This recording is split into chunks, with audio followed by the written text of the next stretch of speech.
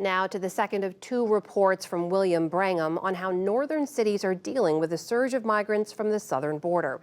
Last night, William reported from New York.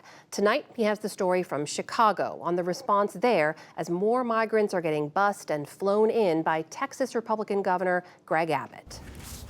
It's move-in day on the south side of Chicago. A team of movers with a local nonprofit is helping yet another migrant family start a new life with a rented van, donated furniture, and housing assistance for 3 months. Maria and her daughters, who asked me not show their faces, fled Venezuela, crossed the Mexican border, declared asylum, and then were put on buses in Texas and sent north. 19-year-old Frank Marquez is their cousin. He too left Venezuela after they did, and they reconnected in Chicago. More than anything, I left my country because of the security situation, to get to the United States and start a better future. It took him 2 months to get here, including 4 days walking through the treacherous Darien Gap in Central America, before he arrived in Mexico and made his way to Chicago, where he was connected with local charities. They've given us a lot of support, not only me, but many other Venezuelans who are also trying to do the same thing, create a better future for themselves and their family. Scenes like this are playing out hundreds of times a day across Chicago. Newly arrived migrants trying to start anew. Since August of 2022, an estimated 27,000, mostly from Venezuela, have come to Chicago. But to city officials coordinating and funding this unprecedented wave, it's proving to be a serious burden. City and state leaders have often been at odds over how to respond. Chicago's Democratic Mayor, Brandon Johnson, has echoed the calls of other northern big city mayors who are asking for more help from Washington. This is a national problem. It's an international problem. And the federal government has to do more. Chicago's shelter system is admittedly overwhelmed. The city's 3,500 shelter beds were nowhere near enough for the surge of new arrivals. Initially, migrants slept on the floors of police stations and in airports as the city built up capacity. But once it stood up temporary shelters, those were often criticized for being overcrowded and unsanitary. Just before Christmas, a 5-year-old boy died of what critics said was a treatable illness inside a city-contracted shelter. The city argues that many migrants are being sent to Chicago in already poor health. This was a preventable death. This was also a predictable death. If I had said to you a year or so ago, here are the numbers you're going to be dealing with, and here's what you're going to have to scale up at the pace you have to scale it up, what would you have said? I would have laughed out loud and not believed you. Yo soy Mateo. Matt DiMatteo runs New Life Centers, a mostly Spanish-speaking faith-based group that is one of the many nonprofits in Chicago that's partnered with the city and state to help migrants as soon as they get off the bus. Before this current group arrived, New Life ran programs for young people in their community, along with a food pantry.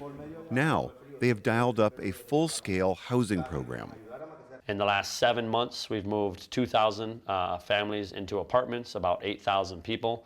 And now, starting next week, we'll be doing 55 moves per day, about 275 a week. So we'll be doing 1,100 apartments per month. Wow. I mean, that's incredible volume, given that you were doing none of this really a year ago. Yeah, we've had an amazing team step up. We built a system of trucks, movers, drivers, warehouse, partnership with the Chicago Furniture Bank, groups who have clothing, who have furniture. New Life operates this 20,000 square foot warehouse, full from floor to ceiling with donated goods and household supplies for newly arriving families. Meanwhile, the buses continue arriving from Texas. Chicago has now filed lawsuits against multiple bus companies hired by Texas Governor Greg Abbott, alleging they're refusing to follow new rules on coordinating the times and locations of drop-offs. One of the arguments that you've heard border governors and border leaders make is that they've been dealing with this for years now, and now they're trying to say, look, the rest of the country ought to deal with this as well. Yeah, I hear that argument, and I think the first thing I think is this is a federal issue, and the federal government needs to come in with appropriate resources. We're building the infrastructure with almost zero federal support. So this has been all state and city resources in Chicago and in Illinois building this ecosystem. And so we want them, we invite them, we're a welcoming city, but the resources and sustainable systems just aren't there. There's space for people. Chicago needs people to work.